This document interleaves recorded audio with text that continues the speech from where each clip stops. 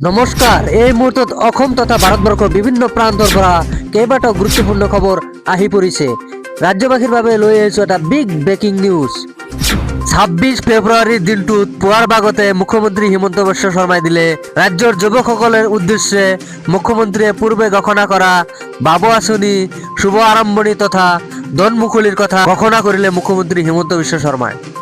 অভিনেতা সলমান খানৰ পিতৃ তথা বিশিষ্ট চিত্ৰনাট্যকাৰ সেলিম খানৰ স্বাস্থ্যৰ অৱস্থা যথেষ্ট অৱনতি ঘটিছে।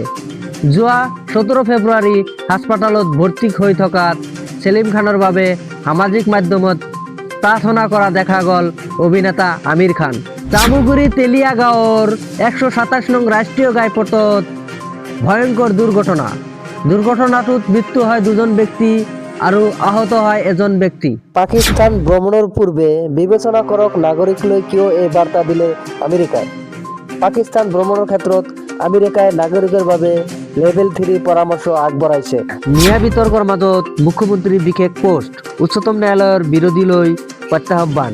মুখ্যমন্ত্ৰীৰ এনে মন্তব্য বিভাজনৰ ৰাজনীতি আৰু সমাজত ঘৃণা বিয়পোৱাৰ এক কৌশল বুলি অভিহিত কৰিছে। এনে মন্তব্যক তীব্ৰ গৰিহণা দিছে একাংশই। এনে বিতৰ্কৰ মাজত ফেচবুকত এক বিশেষ পোষ্ট কৰিছে মুখ্যমন্ত্ৰী হিমন্ত বিশ্ব শৰ্মাই। কাষ চাপি আহিছে ৰাজ্যৰ বিধানসভা নিৰ্বাচন।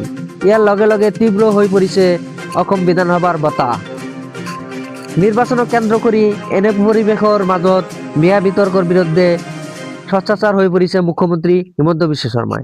শেহতীয়াকৈ তেওঁৰ বিশেষ মিয়া বিৰোধী মন্তব্যক ৰাজ্যৰ লগত দেশজুৰি তীব্ৰ ৰাজনৈতিক বিতৰ্কৰ সৃষ্টি কৰিছে।